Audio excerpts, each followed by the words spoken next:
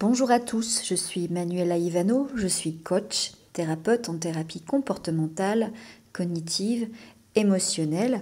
J'interviens également en tant que formatrice et consultante en soft skills, en compétences psychosociales, en prévention des risques psychosociaux et de la souffrance au travail. Et j'interviens au cabinet médical de Marly.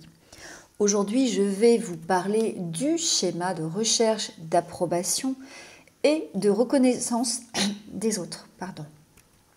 Comme d'habitude, je vous présente le sommaire. Nous allons parler du schéma en soi, la description du schéma, des besoins qui n'ont pas été nourris pendant l'enfance, les origines familiales, les comportements, les 3 comportements qui alimentent et maintiennent le schéma, les schémas qui peuvent coexister, le questionnaire que vous pourrez passer, et puis la thérapie, ce qu'on peut faire pour assouplir le schéma. Alors, le schéma approbation-reconnaissance, c'est la croyance, la conviction toujours, conviction qui est biaisée, erronée, que pour avoir de la valeur, je dois être approuvé ou reconnu par les autres. D'accord ? Donc, le sujet va surtout porter son attention sur ce que portent les autres, sur ce que pensent les autres, sur les réactions des autres, avant même de porter attention à son propre ressenti et à sa propre opinion. D'ailleurs, il connaît mal son identité, c'est quelqu'un qui n'a pas conscience de sa valeur personnelle puisque il va révéler sa valeur personnelle à travers les autres. Donc il a besoin ou elle a besoin d'être rassurée sur sa valeur personnelle à travers les autres. Il y a une importance exagérée accordée à l'image, à la richesse, au statut social, à l'argent, à la réussite, à la compétition, afin d'obtenir de l'attention, de l'admiration, de l'approbation des autres. Alors s'il y a une recherche d'approbation, on va plutôt chercher à être aimé par tout le monde, quitte à se subordonner. D'accord ? S'il y a une recherche de reconnaissance, on va plutôt la chercher à être admiré, à être félicité, quitte à vanter ses exploits, vanter ses réussites. On peut être là, c'est un peu l'effet selfie. Il y a forcément parfois une personnalité narcissique qui peut être associée à ce schéma, surtout si on a le schéma droit exagéré associé à ce schéma-ci et le schéma manque de contrôle, manque de contrôle de soi. On peut être hypersensible au rejet, qui peut soit essayer de contenter les besoins de l'autre, soit manipuler pour se faire admirer ou être complimenté. C'est pas clair ce que j'ai mis là. Donc on est sujet, c'est un sujet qui est hypersensible au rejet et qui va donc essayer, de contenter les besoins de l'autre pour donc contenter ses propres besoins d'approbation et de reconnaissance, mais qui peut aller jusqu'à la manipulation pour se faire admirer ou complimenter. J'irai même plus loin, ça peut aller jusqu'à la jalousie, la possessivité, un peu comme pour le schéma de manque affectif. C'est-à-dire qu'à un moment donné, on va crier haut et fort qu'on existe pour pouvoir être admiré ou en tout cas avoir de la reconnaissance ou de l'attention. Quand je dis crier haut et fort, ça peut être effectivement de la vantardise, ça peut être de la manipulation, ça peut être de l'agressivité. On peut également utiliser l'autre comme un objet. Et oui, on a beaucoup ça chez les personnes qui ont le schéma d'approbation et de reconnaissance et les personnalités narcissiques qui vont utiliser leur épouse comme un faire-valoir. Je ne vous donne pas d'exemple, mais il y en a quelques-uns dans le monde politique. Regardez comme ma femme est belle, et comme ma femme est belle, tous les regards sont tournés vers moi. Donc c'est une recherche d'admiration à travers une personne-objet. Si l'autre ne me renvoie rien, je suis en insécurité. Effectivement, le problème de ces personnes, c'est que leur valeur se développe à travers le regard des autres. Mais quand il n'y a pas de renvoi de la part des autres, et ça arrive parfois, parce qu'on n'a pas toujours affaire à des personnes bienveillantes qui vont nous renvoyer des compliments, qui vont nous renvoyer un regard bienveillant ou attentif. Et dans ce cas-là, on devient complètement désarmé, on se sent en insécurité. Et c'est là où justement il faut apprendre à ces personnes à se rassurer toutes seules sur leurs valeurs personnelles. C'est également le syndrome du selfie. C'est un fonctionnement d'adolescent. En fait, on a affaire ici à des enfants. Mais c'est aussi une stratégie pour éviter d'autres schémas, comme l'abandon, comme l'imperfection, etc., etc. Les besoins qui n'ont pas été nourris dans l'enfance, eh bien, l'enfant n'a pas pu exprimer ses besoins ou ses sentiments. Alors, soit on ne lui a pas permis de les exprimer, soit on ne lui a pas appris à exprimer ses besoins d'enfant ou ses sentiments, ses émotions. Ou on ne l'a pas autorisé. On va avoir des familles, alors encore une fois on prend beaucoup de recul par rapport aux familles, il ne suffit pas grand-chose, d'un seul parent, ou bien même parfois de rencontres voilà, un petit peu désastreuses à l'école, d'expériences désastreuses à l'école avec les camarades. Mais donc surtout des familles où l'un des parents va accorder une trop grande attention à l'opinion d'autrui. Vous entendez souvent les parents dire oui mais habille-toi bien, qu'est-ce qu'ils vont penser les autres, oui mais mon fils est homosexuel, qu'est-ce que vont penser les autres, oui mais mon fils n'a pas continué ses études, mais qu'est-ce que vont penser les autres. Voilà, des familles, des parents ou un parent qui accordent beaucoup trop d'attention au jugement et au regard des autres. L'enfant n'a pas appris à exprimer ses propres besoins, mais il a appris à se focaliser sur les besoins des autres. C'est un amour aussi conditionnel, la capacité de l'enfant à s'adapter aux règles ou aux autres. Comme d'habitude, les 3 comportements qui maintiennent le schéma, on a la reproduction ou la soumission du schéma, où là on reproduit le schéma, l'évitement, c'est-à-dire qu'on fuit le schéma, la compensation, où on fait tout le contraire. Alors quand on reproduit son schéma d'approbation et de reconnaissance, de recherche d'approbation et de reconnaissance, on agit pour faire forcément une bonne impression sur les autres. Pas selon ses envies personnelles, mais vraiment pour attirer l'attention des autres. Donc j'expose mes réussites, j'expose mon corps, je fais des selfies, je fais tout ce qui est dans mon pouvoir pour que les autres me voient. C'est pour ça qu'il y a le côté un peu personnalité narcissique qui peut transparaître, en tout cas s'il est diagnostiqué. L'évitement, la fuite, là je vais justement éviter les personnes dont l'approbation est recherchée. Bizarrement, je suis en recherche d'approbation, mais je vais fuir et éviter ces personnes. Et puis dans la compensation de mon schéma, donc je fais l'inverse de mon schéma, mais j'agis de manière à engendrer la désapprobation et le rejet de l'autre. Ou bien je reste en retrait.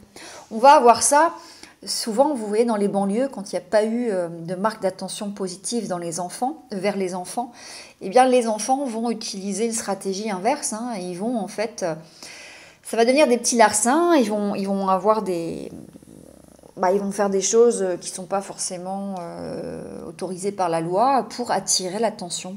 Et on dit qu'il vaut toujours mieux une marque d'attention négative plutôt que pas de marque d'attention du tout. Il faut savoir que certains enfants n'ont tellement jamais eu de marque d'attention, de compliments ou d'encouragement qu'ils peuvent aller jusqu'à justement avoir des comportements qui vont amener à eux de la désapprobation et donc ce qu'on appelle des marques d'attention négatives, des critiques.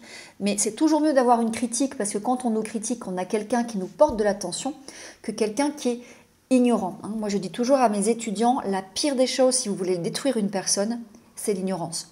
Parce que quand vous êtes dans la haine, ou quand vous êtes dans la colère, dans la critique, vous portez encore de l'attention à quelqu'un. Quand vous êtes dans l'amour, vous portez encore de l'attention à quelqu'un. Si vous êtes dans l'ignorance, il n'y a plus aucune attention. Voilà pourquoi certaines personnes qui sont des manipulateurs aguerris utilisent l'ignorance comme stratégie. Voilà aussi pourquoi certaines personnes sont complètement détruites parce qu'on les ignore. La coexistence avec d'autres schémas, on va retrouver l'abandon, l'imperfection, les manques affectifs, l'isolement social, l'idéo exigeant, en tout cas c'est moi ce que j'ai pu repérer aussi en cabinet. Le questionnaire, comme d'habitude, je vous laisse mettre la vidéo en pause. On a un système d'évaluation de 0 à 6. 0, cette affirmation ne me correspond pas du tout. 6, c'est tout à fait moi. Vous choisissez une note entre 0 à 6. Vous voyez si ces affirmations, si ces assertions, pas facile à dire, vous correspondent. Alors dans la thérapie, qu'est-ce qu'on va faire? Il y a un gros travail sur l'estime de soi, puisqu'en fait on a affaire à des personnes qui ont l'impression d'être valorisées tant qu'il y a une attention portée sur eux. Donc tant qu'ils trouvent des personnes qui arrivent à leur renvoyer une image d'eux positive ou qui rentrent dans le jeu, ces personnes vont plutôt être bien.